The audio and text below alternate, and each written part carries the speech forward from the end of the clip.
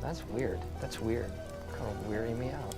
You are a sad, strange little man. Crazy. This is crazy. Isn't that weird? That's weird, man. It's strange. What's up, campers? Welcome back to another episode of Camp Strange. I started that off weird. Well, when you started, I was like, I don't know what episode this is technically. Yeah, I don't know either. This is this episode. Oh, we're still going. Okay, welcome back to round 3B of Monster of the Camp Mash, and we're back to being the Spooky, Wacky, Weird, Strange, and I haven't even done that the entire time.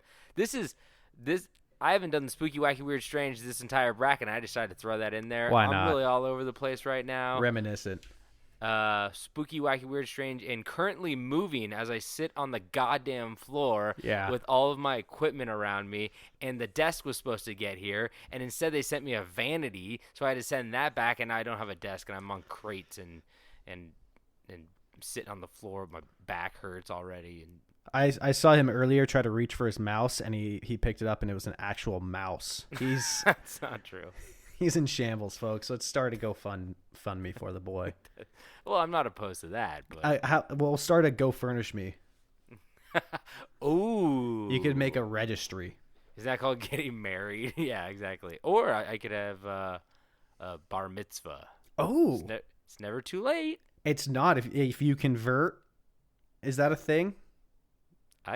I'll make it a thing. If it's not, I can do it, and I'll do a quinceañera after that. You got to memorize the Torah. I heard that's hard. Baruch Utai Nahai. You're halfway there, buddy. I think so. Shabbat Shalom. Anyway, we're back with round 3B of Monsters of the Camp Mash. As this week we have a couple monsters fighting for you, just like the other weeks. This week we have Sirenhead. David, please correct me if I'm incorrect. Yes, I'm reading along. Okay. Sirenhead versus the Slit-Mouth Woman. Krampus versus the Minotaur. Gowrow versus Pigman. And Batsquatch versus the Van Meter Visitor. Well done. Is that correct? Yes. Okay, good. 100%. A+. Okay, great. Oh shit. I don't know my the thing I wrote my levels on. You know the levels when we roll to do levels? That whiteboard's missing. Oh no. You're just going to have to make them up, buddy. I guess so. Yeah, we're going to You got like half the goddamn list. You got 1, can I just pull 2, my maps? 3, I'm just gonna pull 4, my 5, maps. 6, 7, 8, 9. That's 9 out of 20. Okay. Out the window. Well, you know what? No, this is good variation. You know, we needed this. So yeah, it's been a little too formal, huh? Yeah. As I said, I'm moving. My life is chaos right now, so everything's missing, and just I'll think of something on the fly. It's fine. This is an impromptu level episode. Yeah. But we should probably just get started, as we always do, with Sirenhead versus Slit-Mouth Woman. All right. For those of you who don't know, Sirenhead is I think we said he was 30 feet tall, 40 feet tall, 50 feet tall. He's a tall boy. I believe it was 40. Okay, he's a tall boy. He's very sinewy, has the body like a human or a back road, depending on who you want to ask. Yes, 40 feet. Okay. That was a body like a back road joke. I don't get that one, to be completely honest. That was like a reference from like 3 years ago. It was like a country song or something. I was going to say, it sounds like a country song. Kyle used to walk around the house and be like, body like a back road. But then you'd always try to make it into a scoliosis joke, and it was really good. So Sirenhead, he's a big, tall boy. He has a siren as a head, like a big loudspeaker that you see at camp. He's very large, and he lives in the forest, and he uses mimicry to get you alone, and then that's when he destroys you. He just either stomps on you or throws you 1,000 miles away. He's a big goofball. Real silly guy. Him work. Yeah. His health number is 40, his attack die is 20, and his special attribute is 5 rolled, goes again for double hit. So if you roll a 5, he goes again for a double hit. So he's very powerful. He's top tier. The Slit-Mouth Woman is a Japanese yokai. Her mouth is slit from ear to ear. She's usually seen crying in the rain, has long dark hair, and when you go to help her because she's lost or needs help, she turns around and she has a big old Joker smile, and she has a pair of scissors, and she cuts your mouth open and kills you.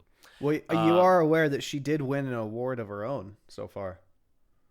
Did she? Well, I mean, she is the last remaining yokai. Oh, is she really? Yes, she is. But, I mean, I guess she has to advance this round because we had Jiangxi. And, yep, we had Jiangxi. So. Wait, he died? In this round last episode. Oh, I see. Yeah, he lost to the... Oh, no, wait. Yeah, no, he lost to Bigfoot. Yep. Yeah. Or she. So, well, you know what? Yeah, she's had a good run. Let's hope that we can keep it going. But formidable foe Sirenhead might say otherwise. But her health number is 30. Her attack die is 20, and her special attribute is bleed damage because of the scissors. So the only difference is that she has 10 less health than Sirenhead, but they have the same attack die at 20. So we're gonna see. Okay, who do you want to be? I guess I'll be Slitmouth Woman. You know, I'm not a fan of my. Not a fan of the yokais. I know you're not. I'm just not as educated, so I don't know. I feel like I'd do a bad job operating one. But okay, let's roll to see who goes first. Oh, God, 4. There it is. Jesus. That's a natural critical 20. Damn it, that's not a good sign. And then David, please roll to see what we will be fighting. We will be fighting. It's a 9, which is Pompeii. Pompeii. Okay. Pompeii. Okay, let's get into it. And you're going first. So, do you want to explain Pompeii? You did last time. Let me explain Pompeii, I guess. Okay. I wasn't there, so I don't really know. You're somewhere in Italy. I think it's Pompeii. Yeah. I just don't know. I can't tell you southern or northern. You're somewhere in Italy. Pompeii, for those of you who've seen a map of Italy. As you walk through the beautiful countryside in the cobbled streets. They're cobbled, right? They are now. You start walking and you have your gelato in hand, and you have your fettuccine, and you have your vino, and you kiss a man on the cheek 2 times, 1 time on the right, 1 time on the left, 3rd time right in the middle, plant one right on the lips. It's not weird. I want to see David. Please continue to do that accent for a second. It's not weird. You kiss a man on the cheek. You kiss a man on the other cheek. You kiss him on the mouth. It's not weird. You're the weird one. Go. Okay. As you walk, you have your gelato. It's a raspberry flavored. As you walk, you all of a sudden you trip. Oh no! Your gelato goes rolling down the cobbled street. The kitty cat licks it up and goes meow, and it. You turn around to see what you tripped on. It is a outline of a body. It is a black cocoon-like husk over what once was a body hundreds of years ago.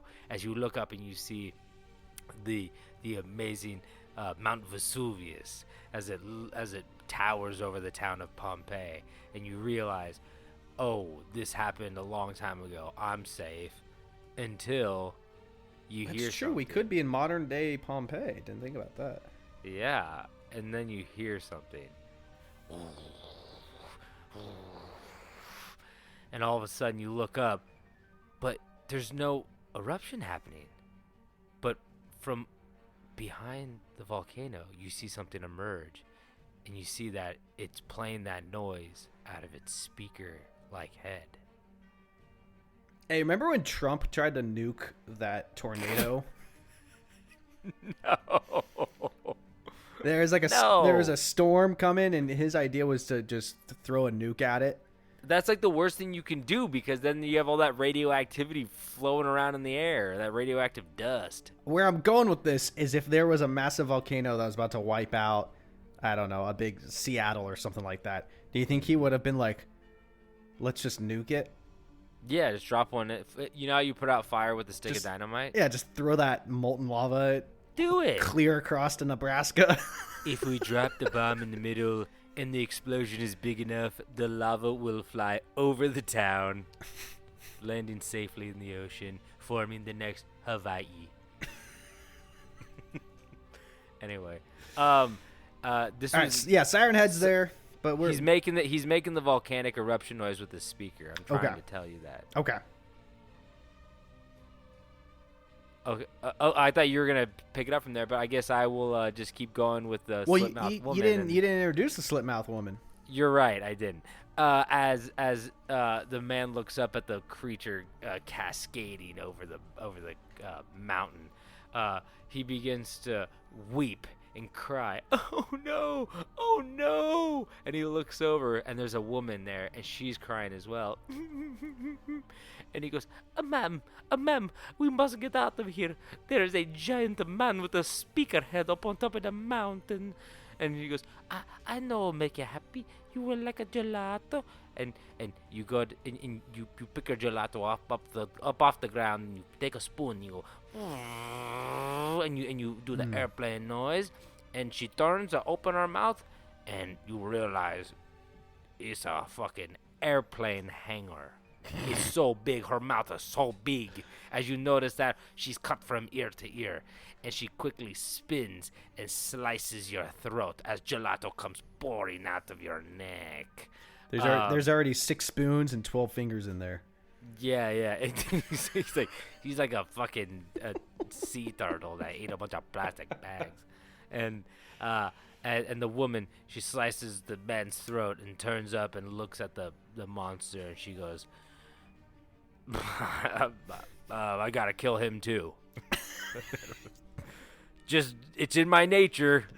Frog and the Scorpion, it's in my nature. I gotta kill him. As Sirenhead comes running down the mountain. There we go. Running full speed like Sonic the Hedgehog. The speaker-faced monster lets out a howl that sounds kind of like the words "gotta go fast" as he scoops a boulder, rolling it towards the slit-mouthed woman, completely missing her, but the spoon the man was originally trying to feed her gets clipped and flings across the little gelato What? The gelato village and marketplace. Village. I was trying to think of like town square. Oh yeah, there we go. And hits the slit mouth woman in the shoulder, doing 1 damage. Okay. Yeah, that's what I'm talking about. Dropping her health to 29. As the slit-mouthed woman takes a spoon to her shoulder, she recoils. Ow! That kind of hurt. But she's got bigger plans. She's got more than a spoon. She's got some skizzers. As the slit-mouthed woman runs at the Sirenhead, doing a cool slide between his legs and clipping his ankle with the scissors, causing 5 damage as he falls to a knee, dropping his health to 35. That was like a cool John Wick thing, you know? That was very cool. Very cool. Oh, and the bleed damage. So do you lose? Lose one more? I take it now as I'm going. Okay, so that would be 6 damage then. Yeah. Okay, so dropping your health to 34. The Siren Head does a cartwheel, landing on the other side of the boulder, kicking it within his movement, very cool like, as the boulder finally flies and makes contact with the slit mouth woman, with the dirty slut, doing 13 damage. No, dropping the slit mouth woman's health down to just 16. That's not good. That's not good. The woman being hit with a boulder now realizes that this guy ain't no spoon thrower. He's a boulder kicker, and she's not here for it. Looking around, she let me roll first. Oh yeah. Looking around, she goes, I need something bigger than these scissors, as she runs over to a door, giving it 3 knocks. Knock, knock, knock. A slit opens in the where a man's eyes are behind. Slit to And he slit. goes- and he goes, Arrivederci. Shit. But he says password in Italian. And she says gabagoo as the door kicks open, and the whole Soprano gang steps out with God. Tommy guns. This guy loves to bring out gangs. I'm also watching The Sopranos right now. All right, yeah. As Tony Soprano and Joey Chestnut. That's the hot dog guy. No, I know, Paulie Walnuts. Is that his name? Yeah. I've tried and I've never gotten past the first episode of Sopranos. I always fall asleep, but I always start it like 3 a.m. when I can't sleep. And so, yeah. it's a Just vicious make it to cycle. episode 5 and then you're like hooked. Okay. Anyway, as they all come out with Tommy guns and baseball bats, and they all go, "You jabroni, your ass is grass." As they I should do my Tony Soprano. You motherfucker. Rest in peace.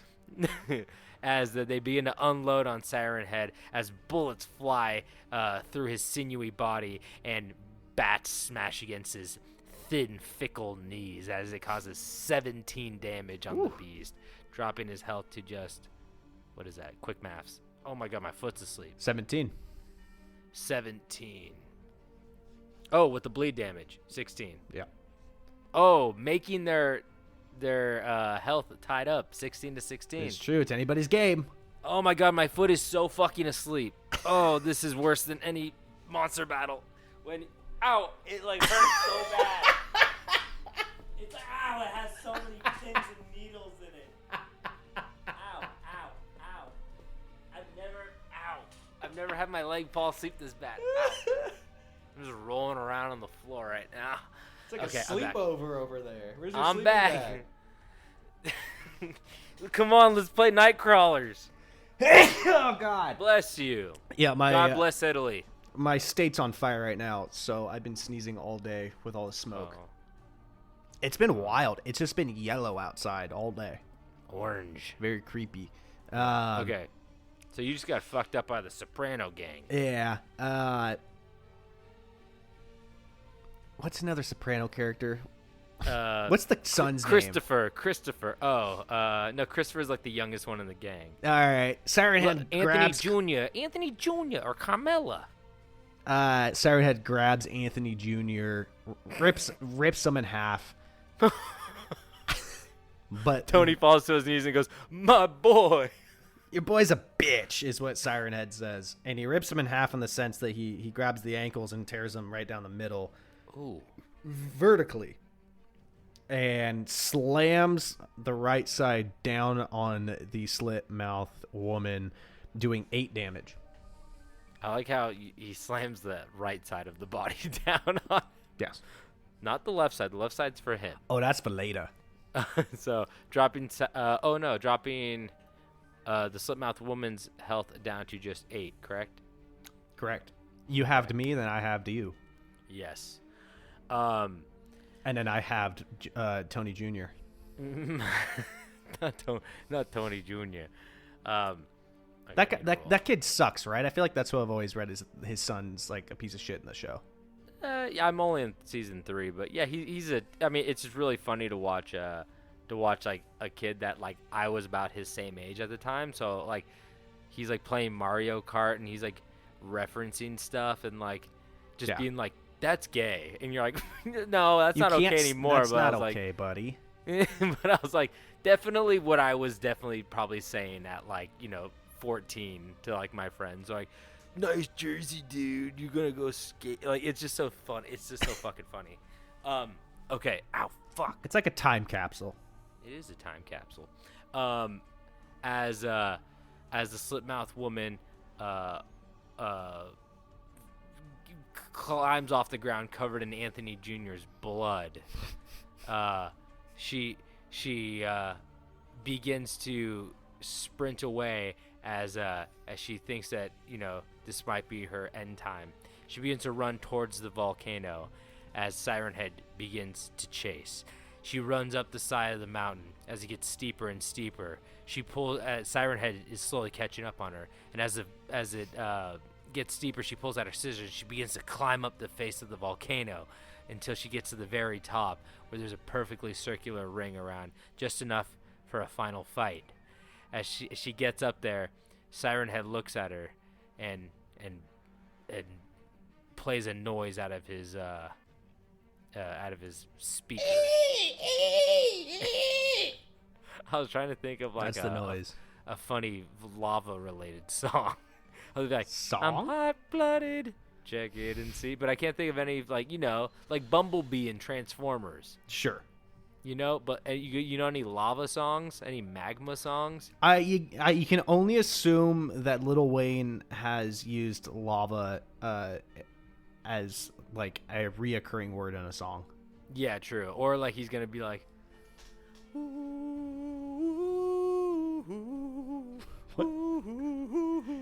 somewhere over the rainbow. Like the Hawaiian version though, because that's when I think of volcanoes. So there is a song called "Lava" by Rich the Kid and Lil Wayne. So "Lava" by Rich the Kid and Lil Wayne begins to play, as they slowly do a sideways dance around the perimeter of the volcano. They're kind of like doing that sidestep that shooters do, duelers in the Old West, and they're kind of like stepping around and being like, oh, who's gonna make the next move? Okay, no, I was wrong. There's Lil Wayne inspired Volcano Lava Soap Bars by Genotype Incorporated. That is a THC infused soap. Okay, hey, Sirenhead, yo, what is this? Getting fucking high as shit in the shower, smelling. Mr. Like lava. Mr. Like Carter lava. lava soap bars made with coconut milk, coconut oil, real lava clay in all capitals, shea butter, Jamaican Castro oil, charcoal, and a all capitals manly man scent. Okay, well they play the commercial, the audio from that commercial. It's a beautiful looking bar of soap. Anyway, as they go around the perimeter of the volcano, the slit-mouthed woman quickly says, "What's that?" And as Sirenhead turns around and looks, oh no, she doesn't say what's that. You know what she does? She opens her scissors so they kind of look like a boomerang. Okay. And then she throws it past Sirenhead, and Sirenhead begins to laugh through his speaker as it flies past him. Yeah, like a Stephen Hawking laugh. And oh Jesus, man! What? That's a robot. You're angry today. No, I'm not. Jesus. I don't even know you anymore. As the scissors fly around, he begins to laugh, thinking that the slit-mouthed woman missed. All of a sudden, the scissors come flying back, clipping the back of both of his knees, splitting the tendons as he falls forward. Face first into the magma sitting at the bottom of the volcano as he flies down, landing head first, and as he sinks into the lava, he holds a thumbs up with an 18 rolled, killing him to 19, really, killing Sirenhead, which I was not expecting either. God damn it! And now Sirenhead is fucking dead. But he got a little Terminator send-off with a thumbs up in the magma. Swear to God. Slipmouth. What? Slipmouth, if you're going to ruin this for me. David really does not want a Japanese yokai to win. You guys will understand later.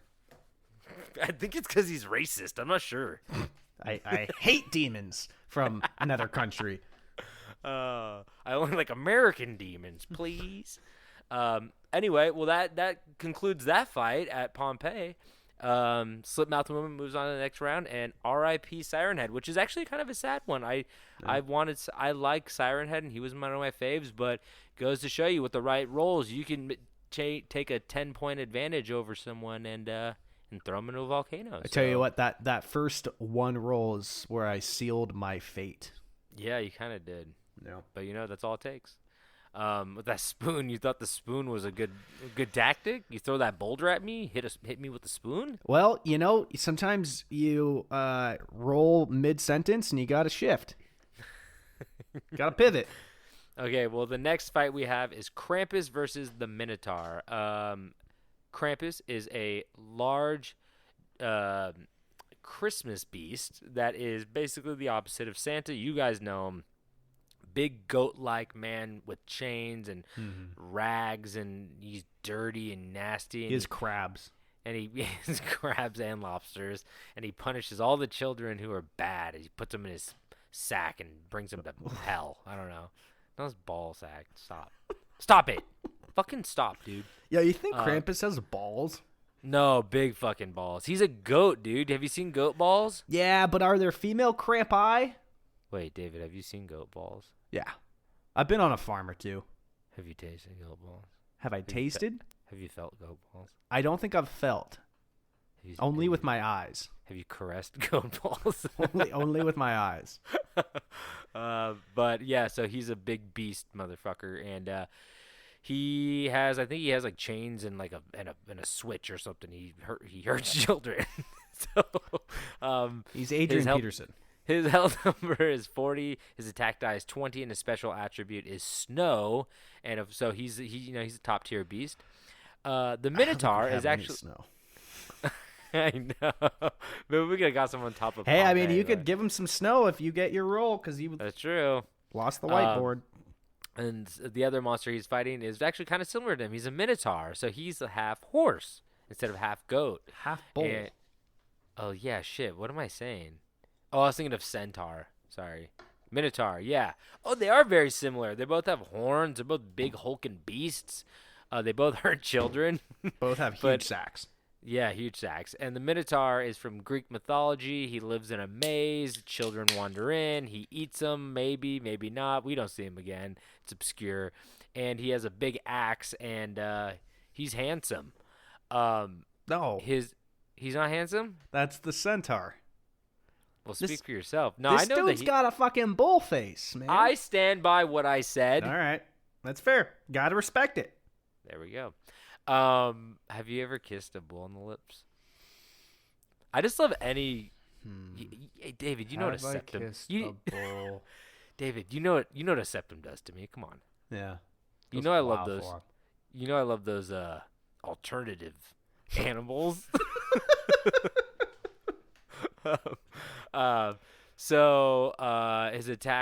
His health number is 40. Its attack die is 20, and his special attribute is bleed damage. So they actually have the same health and attack at 40 and 20, except there looks like slight advantage for the Minotaur if he's able to cut, which he will be able to. So we'll see if Krampus can get any snow on this. Let's roll to see who goes first. Who are you? I got 16. Who do you want to be? I was 12. I'll be Minotaur. Okay, I'll be Krampus then. So Krampus goes first. And please roll to see where we will be fighting. We're at your local kiddie pool. Oh no, they fucking hate. They love hurting kids. They're not gonna fight. They're just gonna be killing all the kids. I think they're gonna bond over this. Yeah, this is bad. We might have a duo. Okay, is this like Chuck E. Cheese, or like are they critically injured, or are they just gonna be dead? We can't kill kids. Why? I don't think that's allowed. Who made the laws? FCC? Oh, really? Yeah, I don't think we can kill kids. Remember that? We're not Alex Jones. I think, yeah, okay. I'm not gonna. Do you remember that level in Call of Duty where you walk through an airport? Yes. And just remember, like, no blast Russians. People. That's crazy. Yeah, they had to put a warning on the game, and it said, "Yeah, would you like to skip this level?" Yeah, skip sensitive, like content. You'll never see that in a game again. That's crazy. No, probably not. Except for this podcast, as we're bringing it back. Okay, here we go, guys. Gun them down. Dead Woo! kids. Who wants kid soup? This pool's going to be full of them. Anyway, so, okay, let's do this. David, you are explaining the kiddie pool. I did the kiddie pool last time. I don't want to. I just did Pompeii. I know, but you Fine, paint I'll do such a it. beautiful picture. You're the creative one. I'm just the monkey in the top hat. Bullshit. You're just pulling your pud. Okay, here we go. There's gonna be dead kids. Oh, boy. I'm just kidding. I mean, kids die. It happens every day.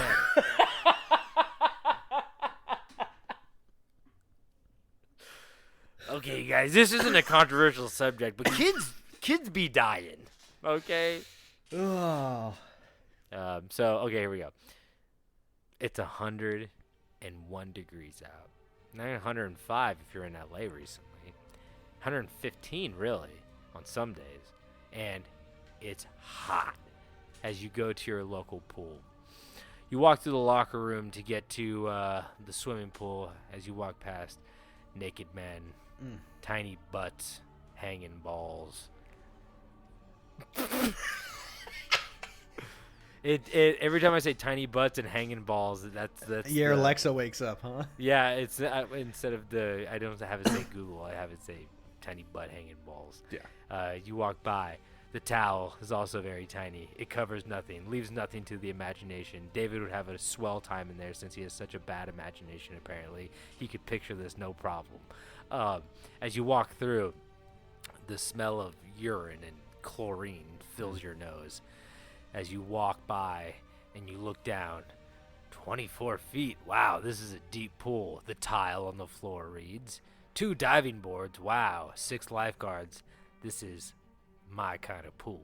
There's also a buoy separating the pool in half from the children's section to where I can do my jackknives and my cannonballs. Wow, I'm having such a good time. I look over, there's a vending machine. What? Nerds rope and hot Cheetos? Whoa. I might get me a Pepsi or a Mountain Dew as well. Huge. This is turning out to be the best summer day ever as I open my Ziploc baggie and I have a ham and cheese sandwich on white bread. Damn. Wow. What a fun day. As I go over and lay out my picnic blanket and sit on the grass as I watch all the other kids jump into the water. As I eat my half a sandwich, I go to run into the pool. And as I get closer and closer, all of a sudden, I go to jump and a hand grabs me by the wrist. I look up. And I hear chains. And it's a big hulking goat beast in a bathing suit. And he looks at me. And he goes, 20 minutes or you get cramp. Krampus. I just came up with that one. I didn't even know. That's good. See, that's what I'm talking about, man. You've got it. The muses are speaking to me today. And he goes, Krampus, I won't get a cramp. And he goes, I can't trust that. I can't trust that. And then he hears somebody from across the pool that goes, let the boy swim. As he looks across the pool, he sees somebody. He sees somebody. Or something. Oh, my foot's asleep again. Ah! I've been sitting on it. Fuck. Okay.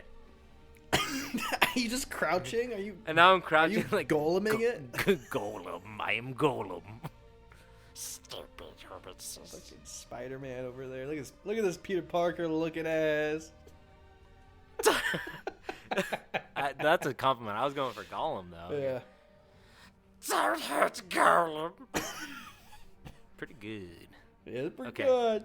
Pretty good. Hire me for your kid's fucking birthday party. Eric's birthday? Happy birthday, Eric. They're like, the kids are like, eat the fish, eat the fish. He's slowly, painfully eating a live fish. Do you have any elven bread? The fat represented. Okay, you're up. Okay, let the boy swim. A man from across the pool says, not a man. Oh, you're attacking first. Okay, but I had to introduce, so just introduce your man, and then I'll fuck you up. All right. As the Minotaur scrapes his hooves on the wet ground, he's got some real nice sunglasses on.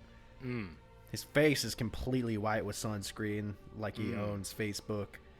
And he's got little arm floaties on. And he's carrying a rubber ducky, which he already explained to the person at the front desk.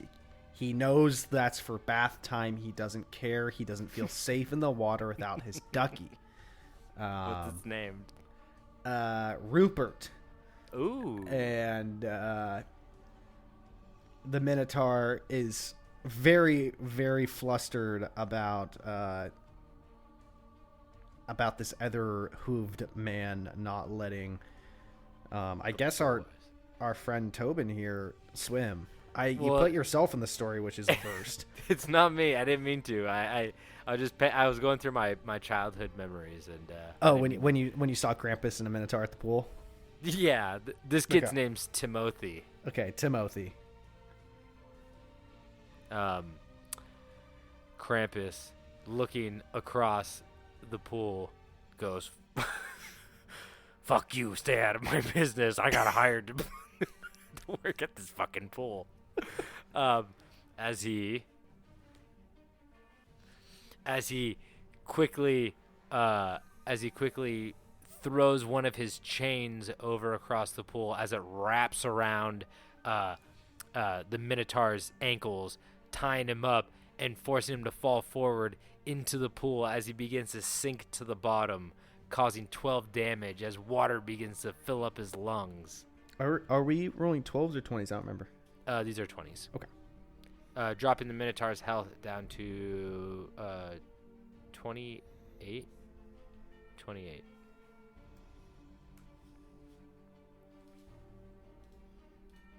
The Minotaur sitting at the... Oh, shit.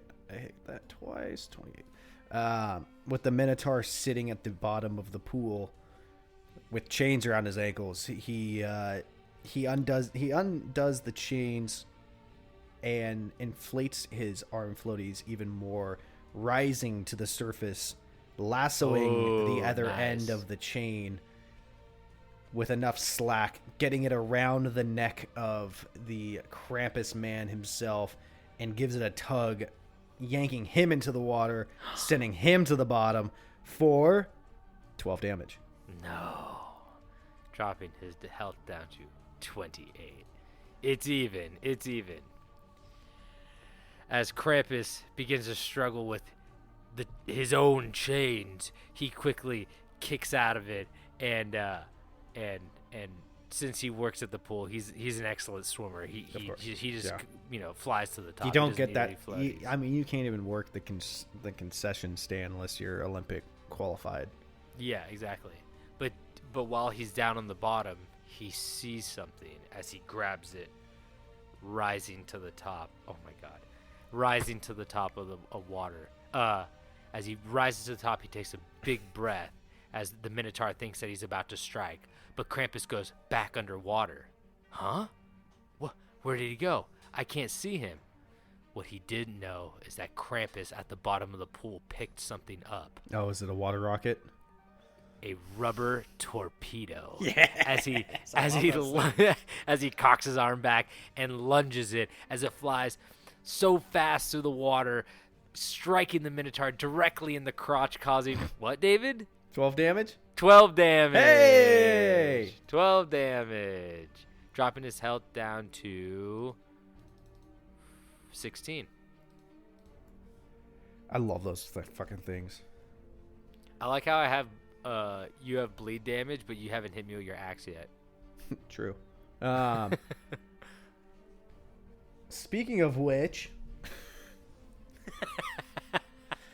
after taking the large phallic pool toy to the crotch, the Minotaur, I guess I'm already at the surface. The Minotaur reaches behind him, picking up his axe, throwing it across the pool, as it's flying, it comes into collision with a Saphiric item as reddish pink goo flies all over the pool. What? The greased up watermelon game is done. No. The axe, continuing to hurtle through the air, lands a strike on Krampus right in the shoulder, doing 17 damage. What? And Dropping then- my health to 11? And then +1 for the bleed. Dropping my health to 10? Oh, fuck. I really... Oh, this isn't good.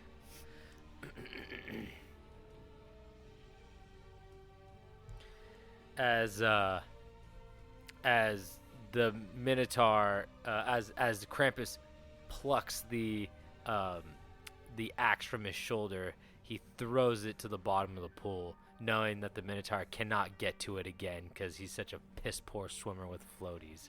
And hooves. What he doesn't know, though, is that he's called in backup as all of a Oh, sudden... here we go again. Calling the old gang in. Who's All it of a going to be sudden- this time? Krampus grabs the bells on the side of his bathing suit and jingles them as all of a sudden you hear, ho, ho, ho, as Santa flies overhead, sprinkling something down on top of them. Huh? White flakes? Snowflakes? As the water that the Minotaur is in freezes instantly as he's stuck halfway out, as the surface becomes an ice pond and Krampus runs across the pool, flying through and kicking the Minotaur in the chin, He punted causing him. his head to he punted him, causing his head to fly back, causing 8 damage, dropping the Minotaur's health down to just 8, and Krampus at 10. After Krampus landing that blow, the Minotaur reaches up and grabs Krampus by the ankle. With his body being halfway frozen, there's not much he can do but swing.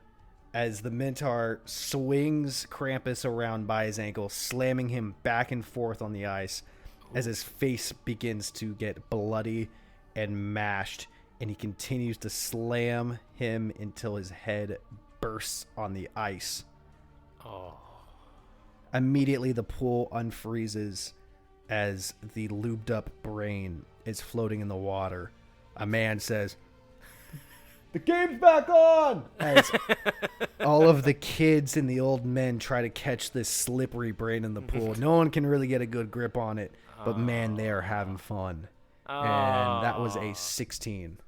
Oh, that was a good one. Good way to bookend that one. As Krampus loses more than 10 health now, and creating the winner, the Minotaur, who will move on to the next round. R.I.P. Krampus. Wow, we lost some big ones today. Yes, we did. Minotaur. Okay. Well, we have to take a quick little break, real quick. Quick break. But we will I be also right want to back. address the elephant in the room. Yes, we are aware that the Queen of England has officially passed away. Oh, yeah. And this is our official legal statement saying that we had nothing to do with this. I have security footage of myself at work during the event. I had nothing to do with this. I don't know about Alex, but I know he's not in London right now or wherever it was. My lawyer said I shouldn't say anything. Okay, yeah. Realistically, we should just be quiet. But we're just putting it out there saying that we had nothing to do with it. I had that big brown fuzzy hat before she died. I'm just going to say that. That wasn't a disguise. Yeah. I don't dress up like a Buckingham Palace guard. I have never done that. I never will do it again. I've never done that. Yes. But yes. So we are going to go to break. We did not kill the queen. We did not put a hex on her. We had nothing to do with it. We didn't joke about it. We are recording this episode after her passing. So, yes. We will be right back with the next two fights. Yeet.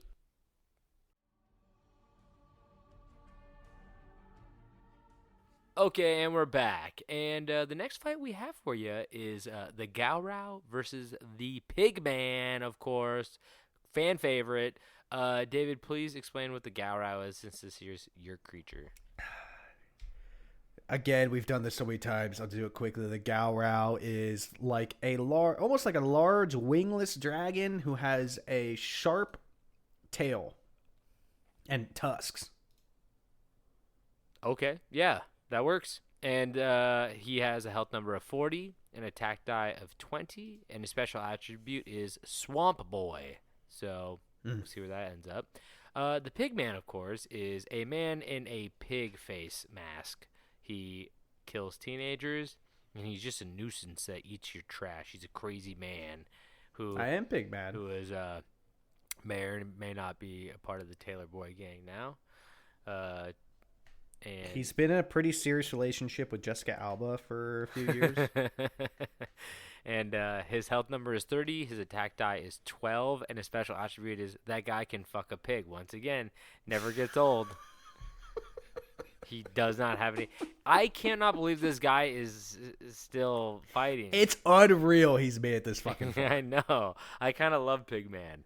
I do too. Fuck, I've really fallen in love with Pigman. I gotta roll a 12 die though. I need to get my 12 die out. You're taking Pigman, correct? Yeah, I'll take Pigman. Yeah, that works. Okay. Because I do believe Gowrow was my fourth story on this entire podcast. Yeah, I think so. Cool. That works for me. By the way, when I froze that pool, I killed all those kids. No, because they were frozen. They thawed out later. The- I saw a conspiracy theory recently about why Disney made a movie called Frozen. Why?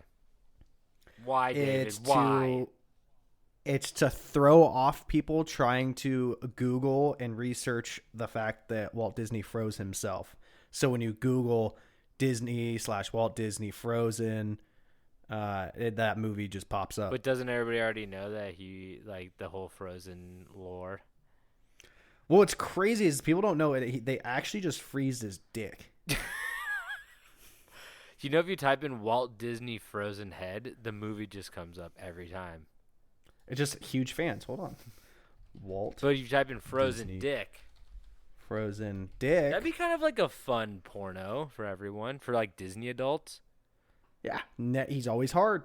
Very cold. Like Walt Disney and his frozen dick, he goes through and he's like a casting couch with all the Disney princesses and princes. He doesn't discriminate. You guys, it's 2022. Yeah.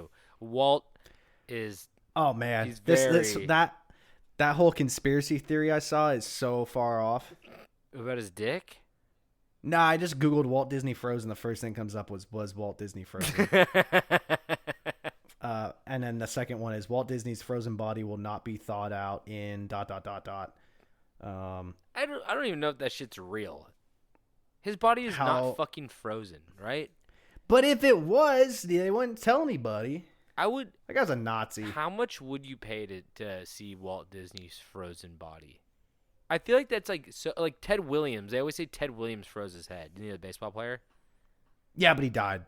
Well, of course you fucking die and then they freeze your head, but No, I think they tried to do that, but I think it was a failure. they tried to do it while he was still alive, and for some reason he fucking died when we stuck his head in nitroglycerin. According Nitroglycerin? to, I don't know. According to Snopes, it is false that Walt Disney arranged to have himself frozen upon his death. Where's he buried? Oh, in the middle of Disneyland, underneath that statue. Yeah. No, seriously, where the fuck is he buried? No, seriously, where the fuck is Walt Disney buried? No. Stop fucking playing with me. Is he buried underneath that pineapple Dole Whip stand? I'm not kidding. Is he in there?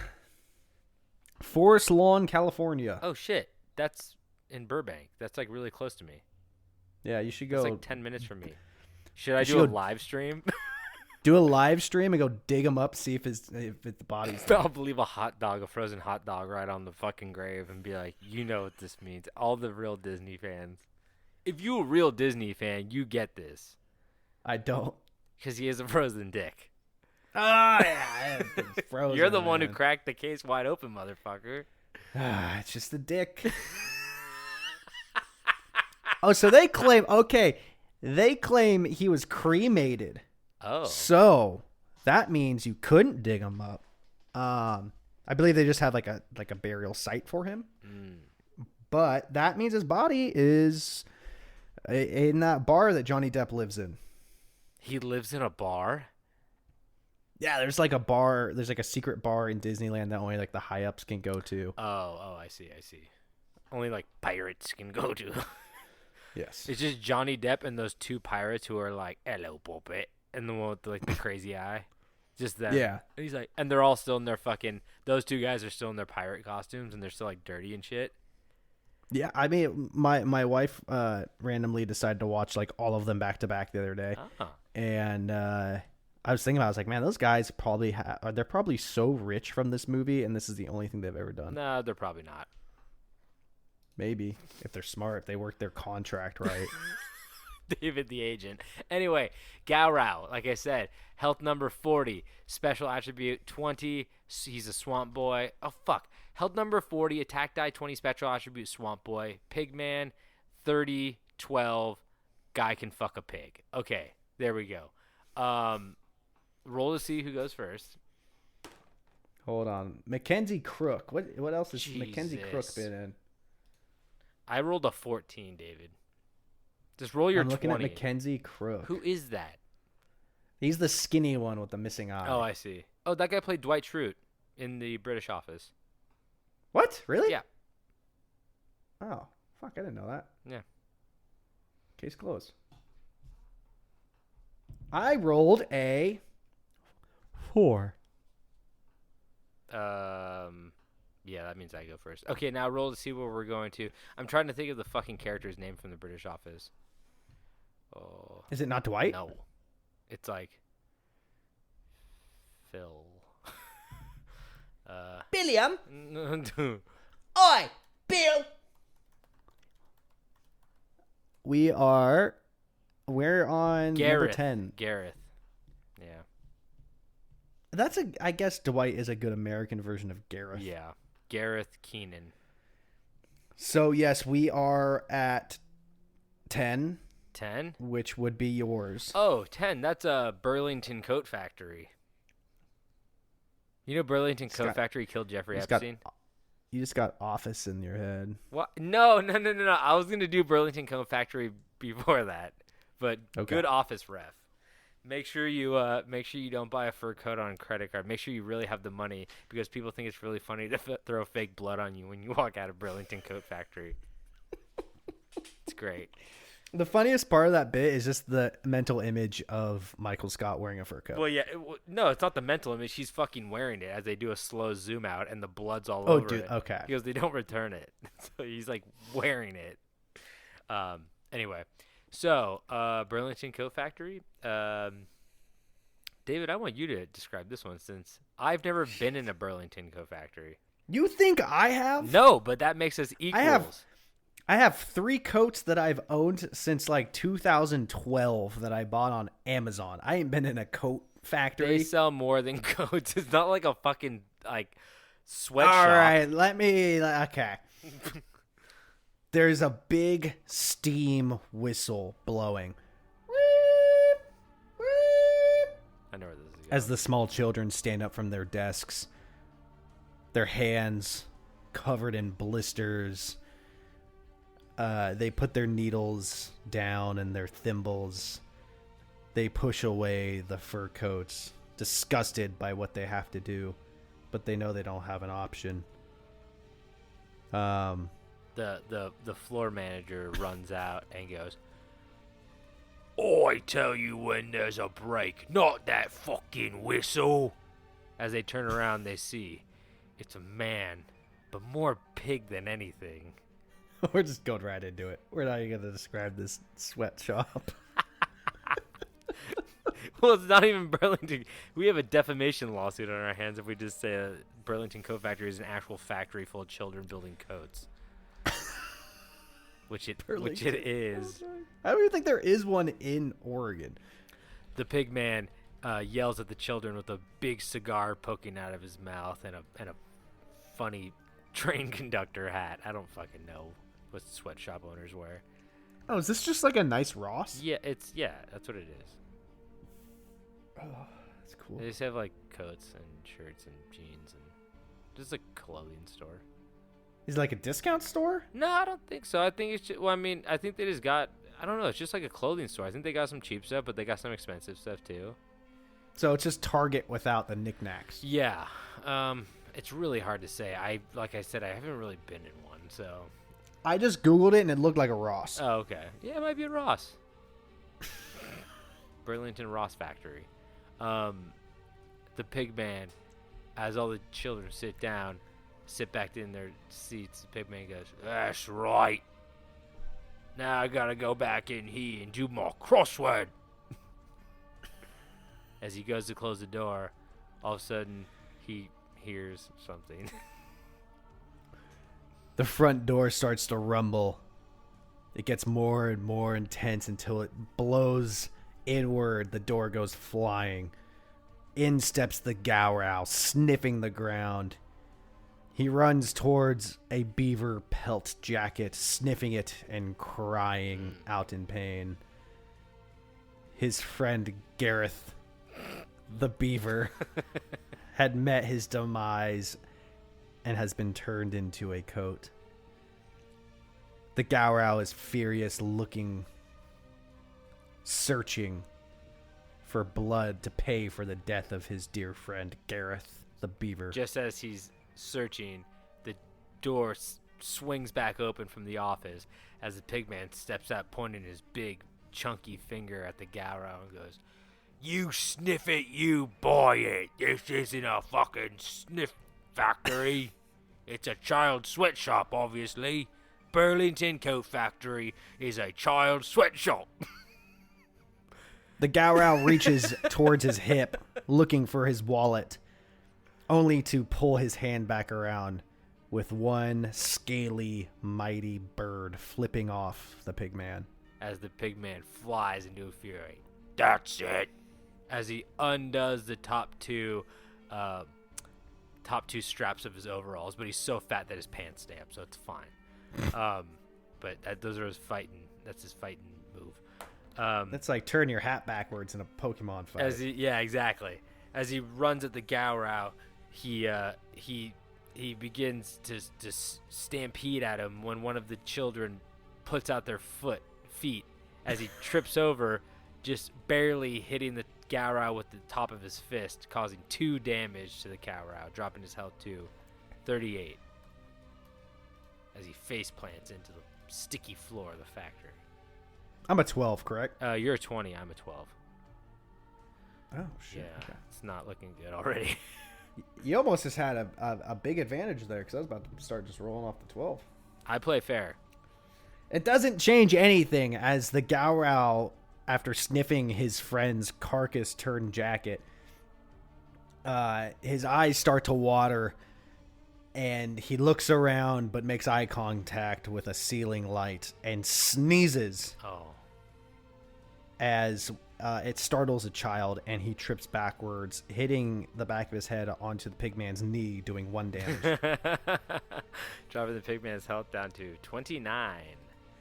The Pigman and the Gowrow both realize that they're not really formidable foes for each other, let alone anyone, as they both are out of shape and just keep tripping on all the children. They realize that the children are the real enemy. They must go. I'm joking.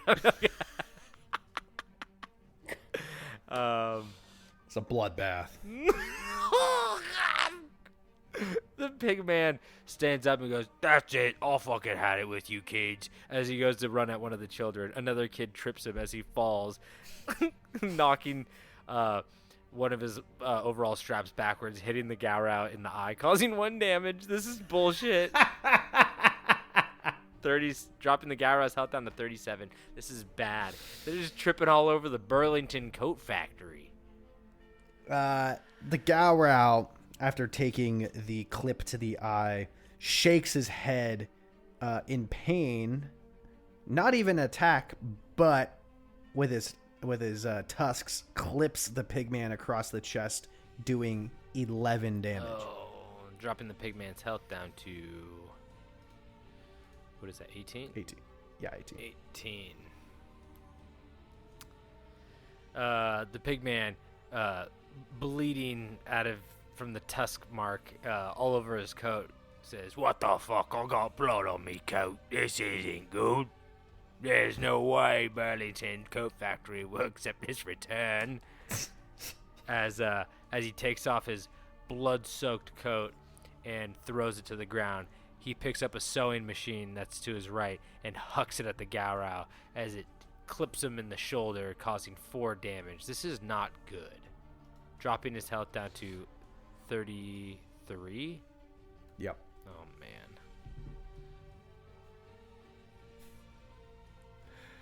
man. The Gowrow, after getting hit, barely, does a quick tuck and spin, again slicing the Pigman across the chest the opposite direction, making an X for only 7 damage. Dropping his health down to 11. Now, with the bloody X across his chest, he realizes that he's in trouble. This is not looking good. As he falls to the floor to his knee and then quickly stands up, yelling, "Boys!" You hear footsteps. As the door swings open, 3 men step inside. God damn it. They all turn their hats backwards. Is this a Pokemon match? No. No way. It's the fucking Taylor boys. As You think they'll ever, you think anybody close to them listens to this? No.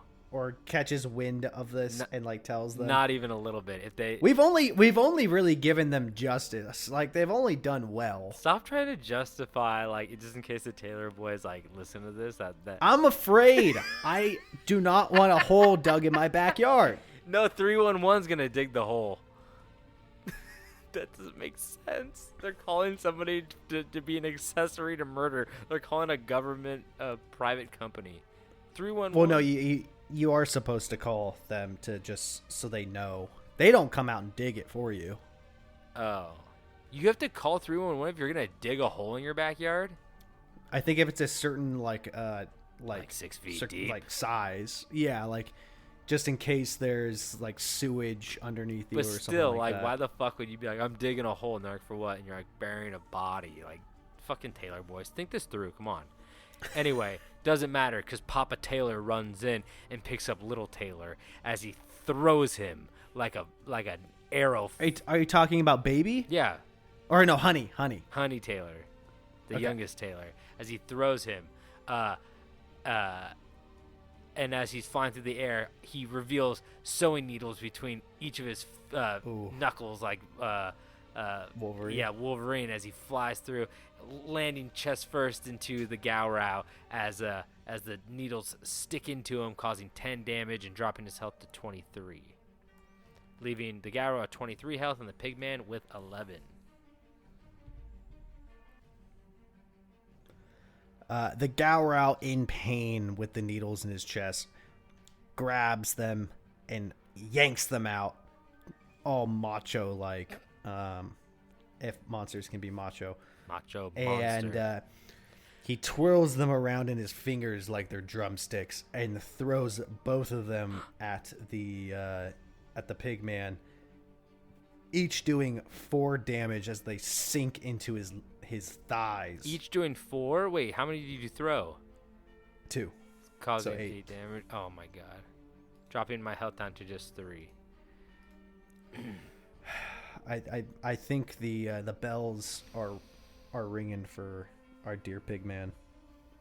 As the Pigman takes the needles to his body, he looks over at the Taylor boys as a single tear goes down his eyes, down his cheek. He looks at him and he goes, "Go! Get out of here!" wait. Go! Are you sure you don't want me to give you a wink when I kill you? Then you can have your goodbye words in the hands of your boys. I'm not done. Okay. Go! Get out of here while you still can! And they go to open the door. They walk over to the door. And as they walk over to the door, you see him reaching for the knob, Papa Taylor. And as he reaches for the knob, he stops and goes up a little bit to the deadbolt as he flicks it shut. As he flicks it shut, and he turns around and goes, Oh no, he sent Honey. "No, Honey got thrown, and then he." But Honey's the one that locks. Oh, the you're door. right. You're right. Okay, Honey walks over and flicks the deadbolt, and he turns around and he goes, "Once a tailor, always a tailor." As they all stand there, crossed arms, ready for the next attack. Shit, now I just want to roll ones. As the Pigman, in his weak state, runs at the Gowrow, taking a long scarf and quickly wrapping it around his neck as he tugs and strangles at the Gowrow, causing 4 damage. As the dropping his health down to 19, as the scratchiest scarf in all of Burlington Coat Factory digs into his throat. As the Pigman is holding on to the scarf around the Gowrow's neck, the Gowrow looks at each tailor boy in the eyes, looking sad, looking like it's not something he really wants to do.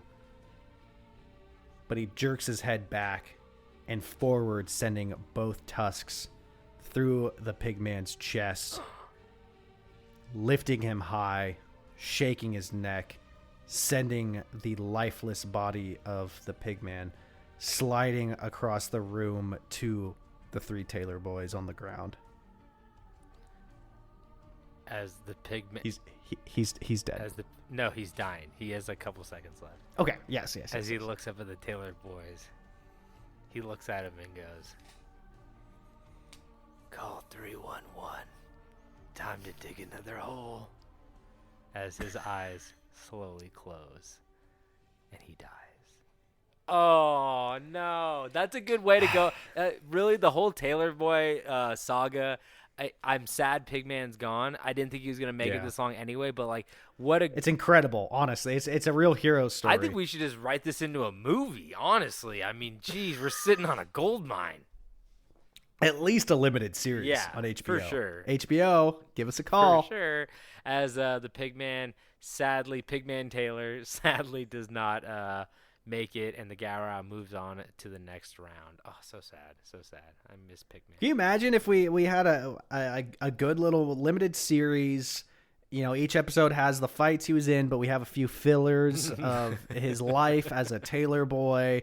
You know, he's in the outfield for Papa Taylor's softball game, because you know that guy's on a softball league, and he takes it very seriously. Can you imagine like that heartfelt talk they have at the local like dive bar? It'd be so good. Really good. HBO, Love it. hit us up, HBO. You guys will give you most of the freedom. We just gotta stick to the script. You guys can pick the director. You can pick the actors. Although I think the actual Taylor boys, seeing them on camera, they're pretty good. I think we gotta stick with them. It's not called Euphoria. It's called Hysteria.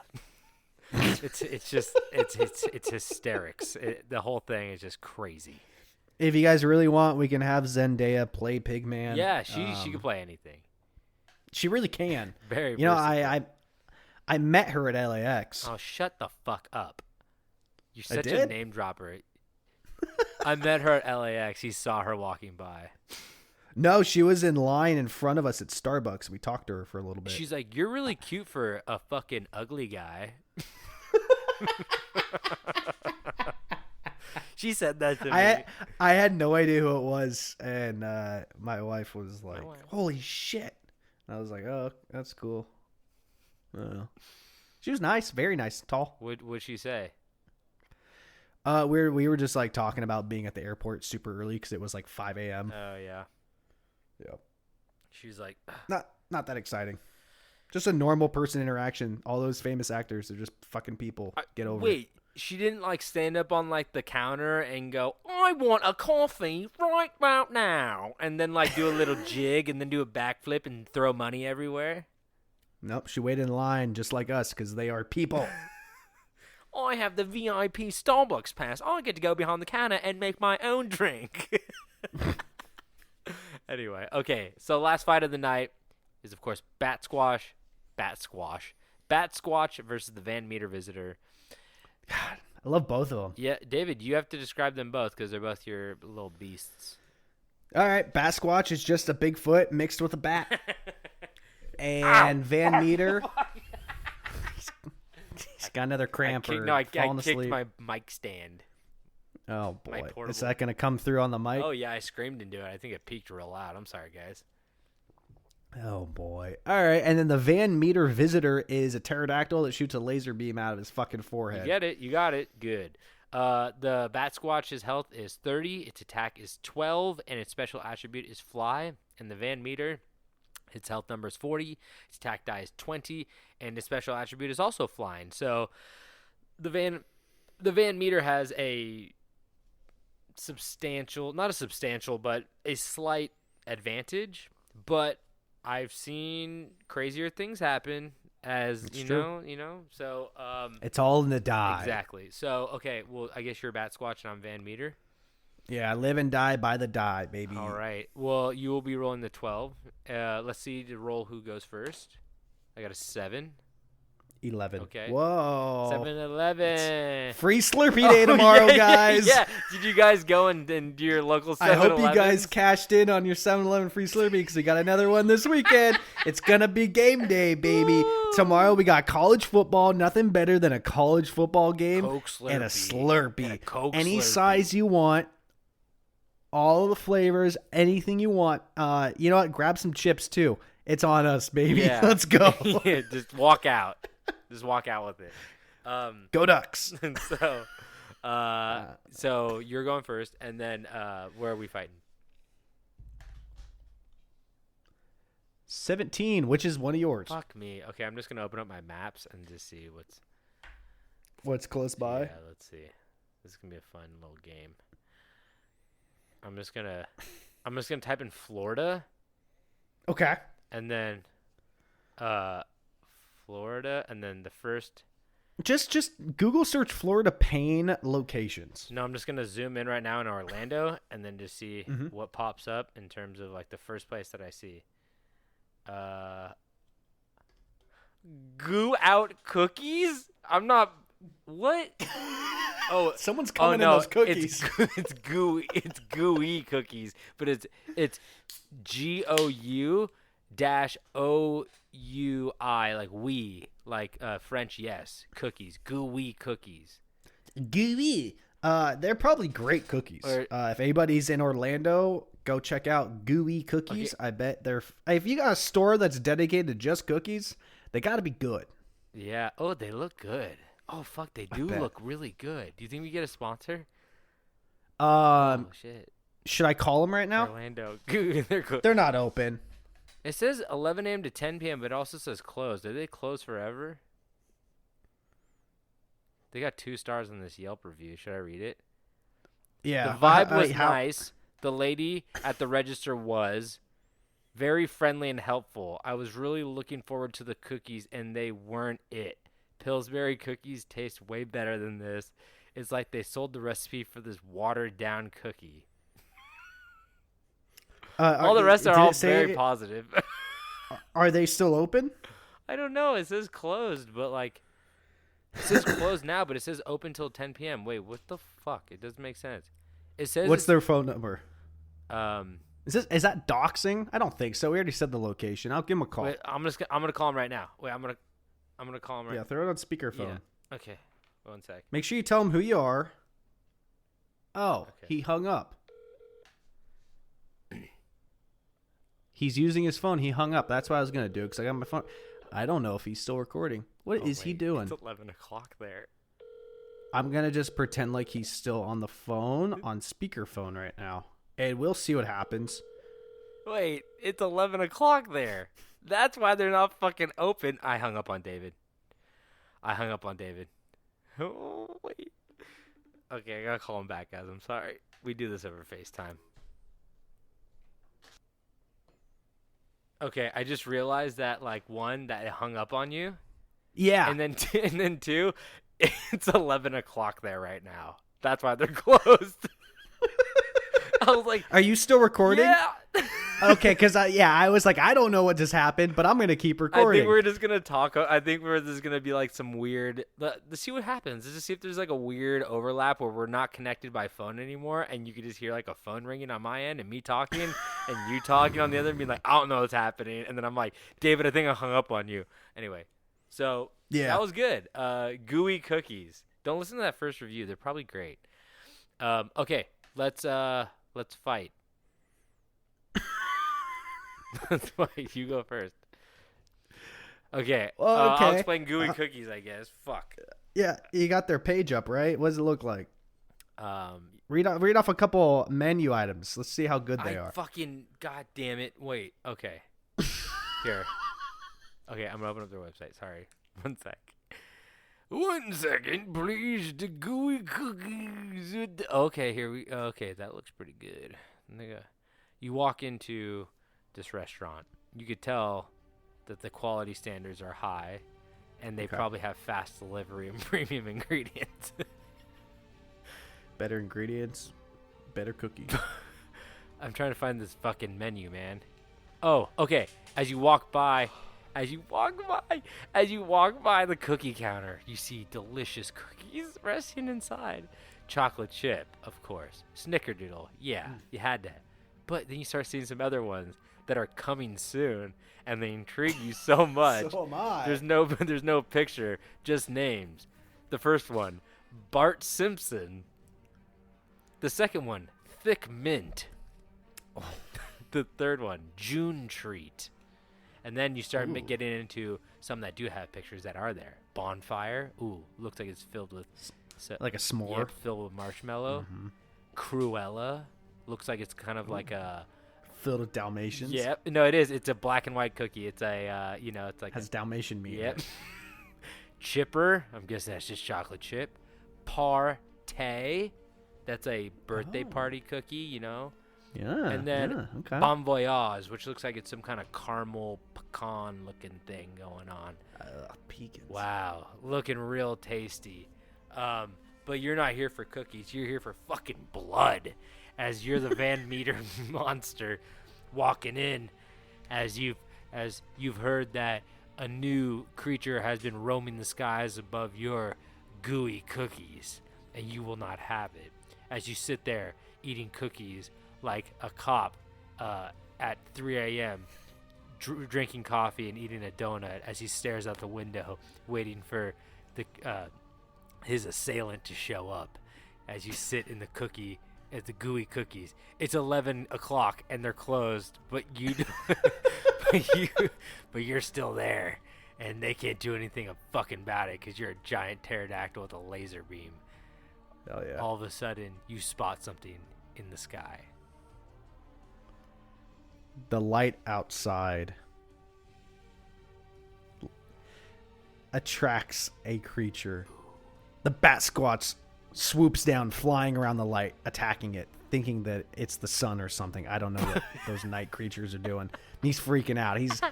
He's in euphoria. He's having the time of his life. And mid-flight, he locks eyes with the Van Meter monster, seeing the glowing crystal in his forehead. It's the most beautiful light he'd ever seen in his entire life, and he must have it. The Batsquatch crashes through the window and flies face to face with the Van Meter monster. I think you strike first. 12? I always fucking forget. You are rolling a 12, yes.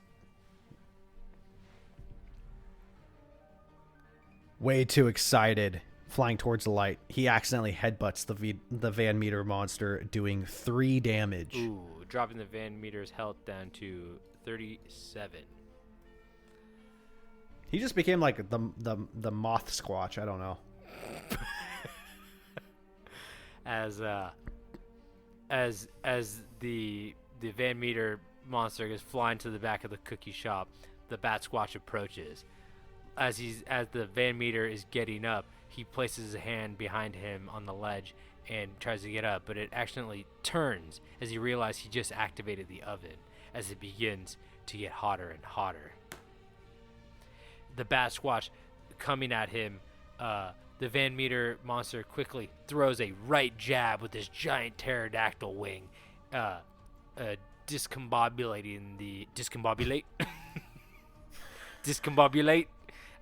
Batsquatch as it becomes disoriented. He takes the Batsquatch's face and presses it against the hot oven grate as it creates a nice flame-broiled Whopper stain grill mark on his face, causing 16 damage and dropping his health down to 14.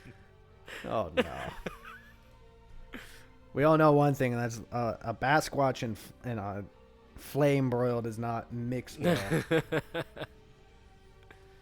The Batsquatch with his face on the grill, which I don't think they have grills in the cookie shop. It was the baking rack. Oh, okay. Yeah. He grabs the rack off of the baking stand thing and rips it from his face, swinging it, connecting it to the Van Meter monster, doing 11 damage. Dropping its health down to 26.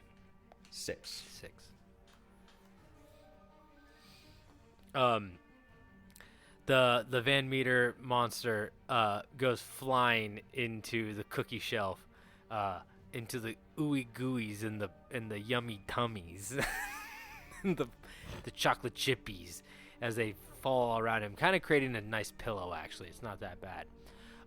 As the Batsquatch is approaching, let me roll this. As the Batsquatch is approaching, he sees that there's a freezer behind him. What's the freezer for? As the Van Meter monster shoots a laser beam from his head at the Batsquatch ducks as it breaks the hinges off the freezer. Oh my god, revealing ice cream. They had ice cream here too. What? Are they doing ice cream sandwiches? They do ice cream too. and that's when he gets the brilliant idea as the Batsquatch laughs as he approaches the Van Meter monster. He shoots another laser, this time longer, as the Batsquatch ducks again. He holds it for a couple seconds, and as it disappears, the laser disappears back into his head. The Batsquatch stands up laughing again. Ha ha ha! You missed again. Are you gonna ever hit me? The Van Meter monster looks at him and goes, "Maybe this time." No, he goes. Cool. He goes. No, he said. That was cool. He says something cooler. He goes, "I scream, you scream, we all scream for an ice cream flood."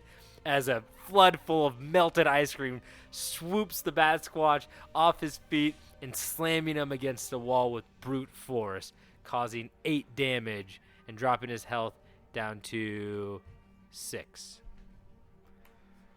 Oof, not looking good for old Batty. You got hit with an ice cream flood. This time, not very cool. And he said, "Wait, give me a second." All sticky and shit, the Batsquatch stands up. He's mad. He takes flight, swooping down on the Van Meter with both claws out. All 4 claws. Fuck it. He's bringing on all the heat. Razor sharp talons and claws, scratching the Van Meter from nose to tail, doing 10 damage. Oh. Dropping his health down to 16. As the Van Meter monster flies against the front door of the ooey gooey, he stands up with a hand in one of his pterodactyl pockets. The Batsquatch approaches, covered still in that sticky ooey gooey ice cream. He looks at the Batsquatch and he goes, and the Batsquatch goes, "You're done, buddy. This is my territory now." And he goes, and the Batsquatch goes, "You feel that?" No, I'm sorry. The Van Meter monster goes, "Shut the fuck up." The Batsquatch goes, "This is my territory now." And the Van Meter goes, "You feel that?" And the Batsquatch goes, "Feel what?"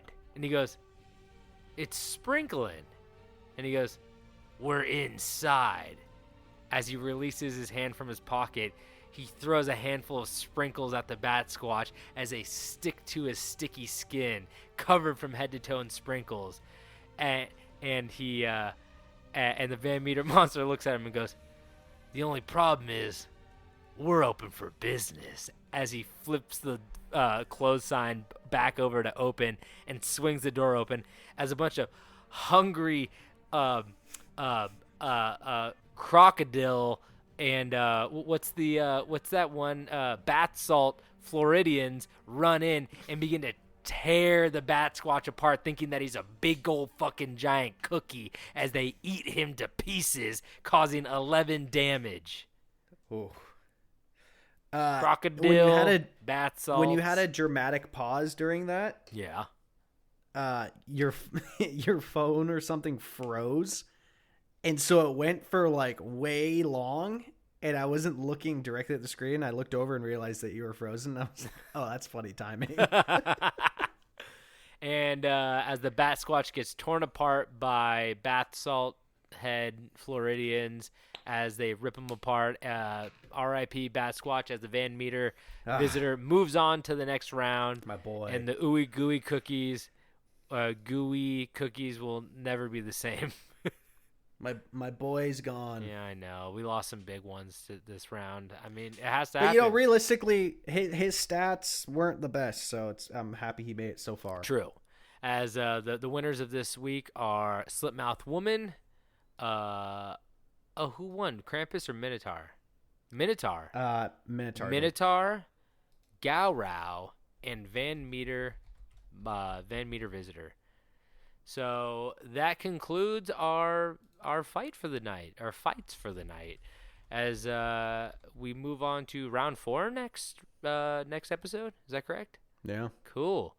Okay, well, once again, thank you guys so much for listening. We love doing this, and we love when you listen.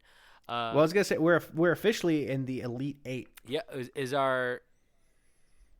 Wait, are we in the 8? Is next episode going to be our last episode? No, we have 2 more. Oh, okay. So we're gonna do... We're gonna try to make the final battle 1 episode. Really? Yeah. Okay, let's do it. I have an idea to extend it to make it longer than a 10-minute episode. Okay. Which will involve our fans, our listeners. So I will be coming up with an idea where you guys will be in the episode for the people that would like to be in the episode. Okay, David's got some plans, so I guess, we'll see what's going to happen. And I just want to say thank you guys so much. If you guys want any more information, go to Camp Strange Podcast on Instagram. You're going too fast. I know you want to get off the floor, but I was going to say our Elite 8 would be Bigfoot versus Doppelganger, our Lizard Person versus Mothman, Johnny Habsburg. Yes, Slitmouth versus the Minotaur, and Gowrow versus the Van Meter. Okay, I'm in. All right, that's awesome. And can I go, David? Yes. Okay, I'm done. Well, like I said, we're on Instagram. If you guys want to send us an email, campstrangepodcast@gmail.com. Rate, review, subscribe, wherever you do that at, wherever you listen to this at, and share it with a friend if you want to. That's fine with us, but not any close friends. Ones that you're kind of like, you just invite them to your birthday to get the gift. You know? Yeah. The rich ones. Yeah, the rich ones. Well, thank you guys once again so much. And before we leave, David, do you have something to say? Anything to say? We were not involved with the passing of Walt Queen Disney. Elizabeth Oh, who? the second. Either of them. Either. Honestly, we weren't Neither. alive when Walt passed, so that was 1966, I think. So yeah, no way we had anything to do with that. I don't no even way. have a time machine. Stop fucking saying that. If we had a time machine, we wouldn't be doing this shit. That's for sure. Fair. Okay, well, thank you guys so much, and don't forget to stay strange.